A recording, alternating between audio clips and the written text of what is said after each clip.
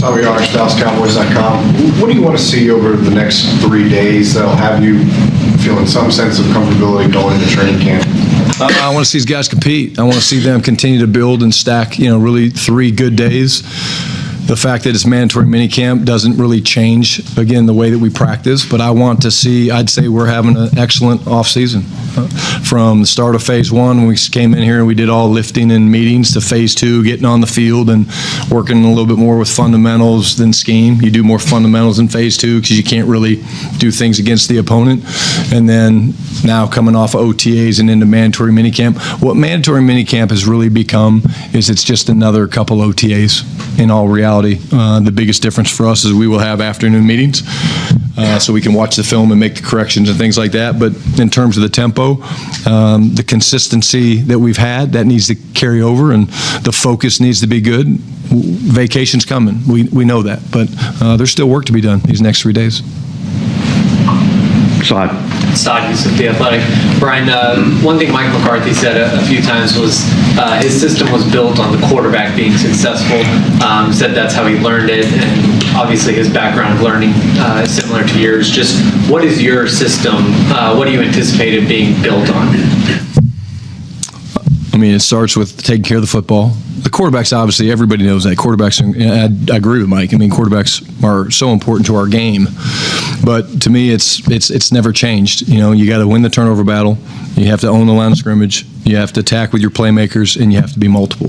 That's what the system is on all 3 phases: special teams, offense, defense. It doesn't change. And the quarterback's one of those pieces. The quarterbacks are the piece that get a lot of the attention. But at the end of the day, we're going to be judged with whether we win or lose. And the best way to win in this league is to, 1, take care of the football, 2, to have an incredible set of offensive and defensive linemen to control the game, whether you run it, throw it. People want to talk about numbers. Do you throw it 40 times? Do you run it 40 times? Well, it doesn't really matter. You just have to own the line of scrimmage. And then we have some really good pieces. And so we have to move those pieces around and make them hard to find. And that's when you say attack with your playmakers doing that. And then we're going to be multiple, because I think being multiple is hard. This is the best of the best in the NFL, and there's incredible coaches, incredible players, and so if we can make them have any indecision at all about what's potentially coming as a blitz on defense or as a formation run, if we have any advantage because they're not sure and they're confused, then that's good for us. Of the many statistics out there now, is there one that you look at that will indicate to you during the season that Dak is being successful right now? He's doing what you want him to do in your system? Yeah, wins. Garrett Podell, CBS Sports. Brian, the organization talks about player acquisition being a year-round deal. With the Packers releasing Pro Bowl quarterback Jair Alexander, you guys having some injuries at the position, how closely do you look at somebody like that who is now on the open market? Yeah, Gary, we look at everything. We monitor everything. Will and ownership, Steven and Jerry, they do a great job looking at all that stuff. We monitor it all. I'm not going to get into specifics of what our conversations are like, but we will always be looking from today till the end of the season. We will always be looking at, is there a player that fits us? If so, what's it look like? And we'll have those real conversations.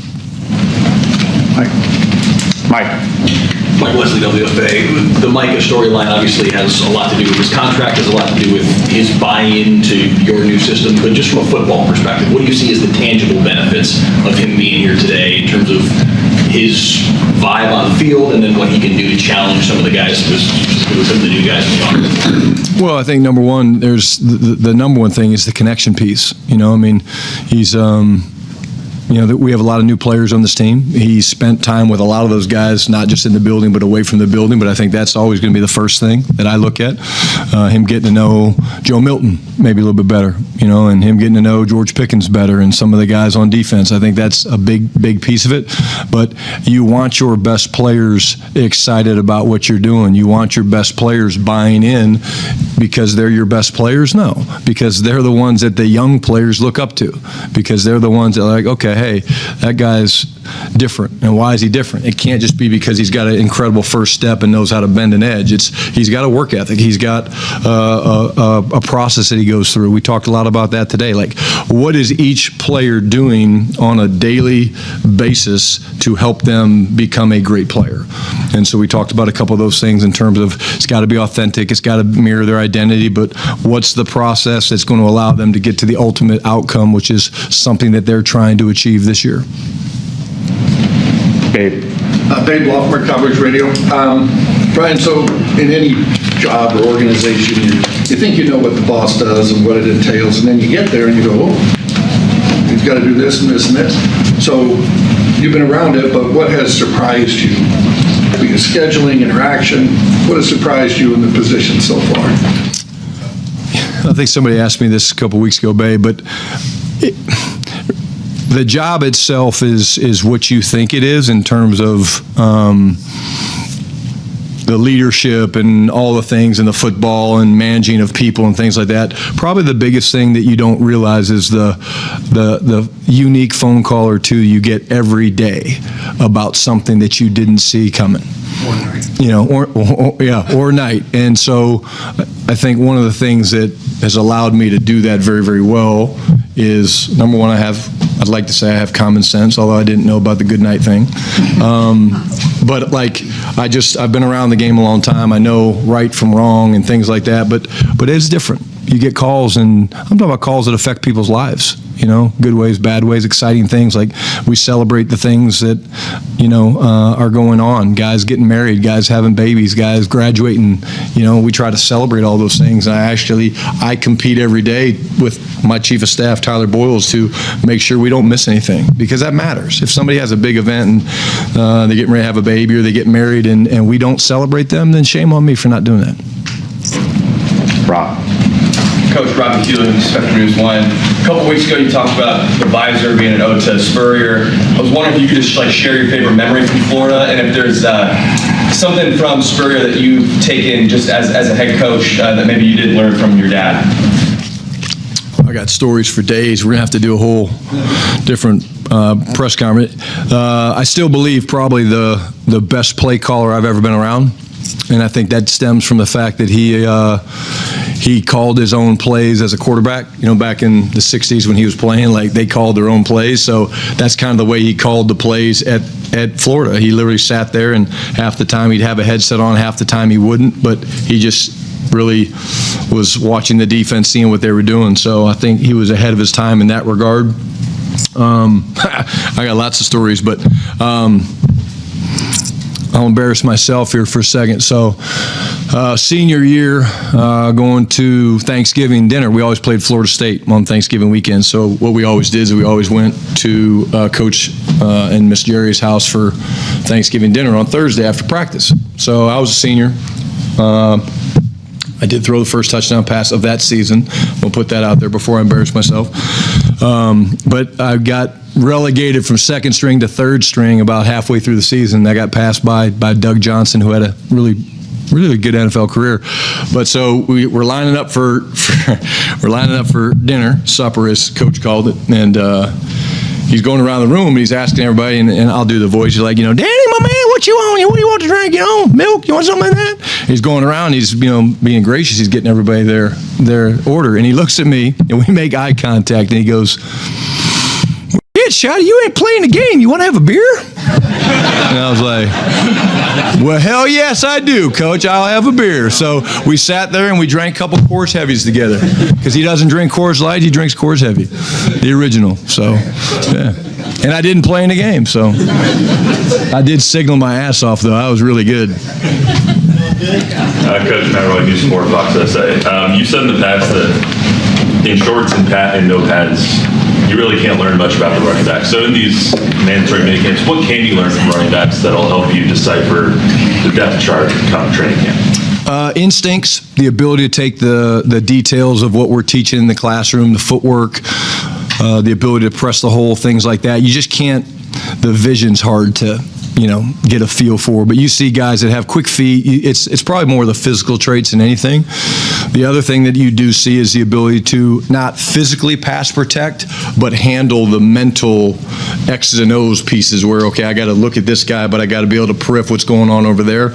That jumps off the film in this time of year because you watch guys that are either fast processors, meaning they can go, okay, from 1 to 2 to 3 really quick, or guys that take a little bit longer to process. So those are things I think, we do a lot of different blitz drills and things like that to test the backs and their ability to see things. Mike Ducey, Fox 4. It's obvious how much you value relationships, as you mentioned. Does that have to change at all as a head coach versus being an assistant coach? Do you have to tweak the way that you deal with players, or do you just tweak that as you go along here? No, because again, I think if you ask our players, they've had to deal with the wrath of Shoddy from time to time. They don't probably like it, but I have a job to do, and my job is to prepare these guys to compete every day to try to put ourselves in a chance to win a Super Bowl. And I think part of the ability to give criticism and have hard conversations is by having a relationship.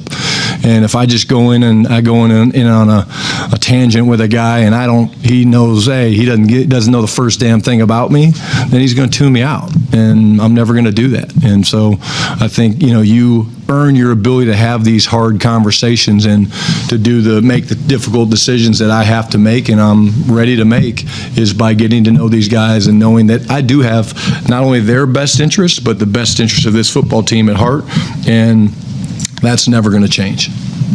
Claire. Now, as a Rocky was not yet signed, a lot of second-round picks haven't signed. Is he missing anything? Will he do anything on the field because of that? Ask it again, please. Sorry. I was literally going to make fun of you for your phone going off, and I lost the question. I really was. I did apologize. Because that is a fine. It's mandatory minicamp, right? So fines are real? I think you asked me about Donovan. No, he's doing great. He's doing really, really, really, really, really, really, really, really, really, really great.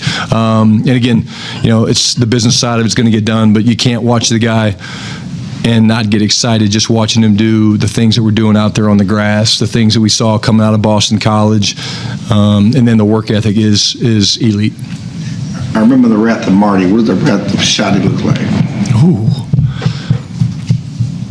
Maybe a few more F-bombs, and my dad did swear, and I'm working on it. I am trying to work on it, but sometimes my tongue gets a little loose. Todd. CD didn't do anything last week when we were out here. Is he okay? What's been Yeah, doing great. Will he be doing stuff today? Yeah, as you go through this time of year, it's just you kind of mirror a guy and see how he's feeling, and if they're feeling a little off with things, it's like, hey, let's just get the work done that we need to get done, and it's just normal stuff that happens this time of year. Alrighty, thanks everybody. Thank you guys. See you out there.